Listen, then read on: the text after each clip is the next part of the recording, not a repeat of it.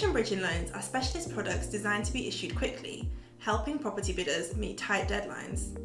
When a winning bid is locked in, buyers typically have mere weeks, often 28 days, to finalise their purchase.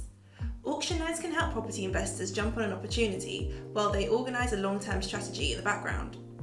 This could include refinancing, renovation work, or selling a property on.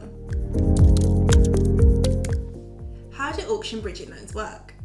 Auctions typically move at a fast pace, meaning our funding needs to be fast and flexible. You can start your claim by contacting us, and once the ball is rolling, we can issue finance in as little as 3 days. This will allow you to meet an auction house's deadline without delay. An auction house often requires a 10% deposit for winning bids, which you will need to cover. We can then provide any remaining funding up to 75% LTV within that 28-day deadline, allowing property investors to move forward with confidence.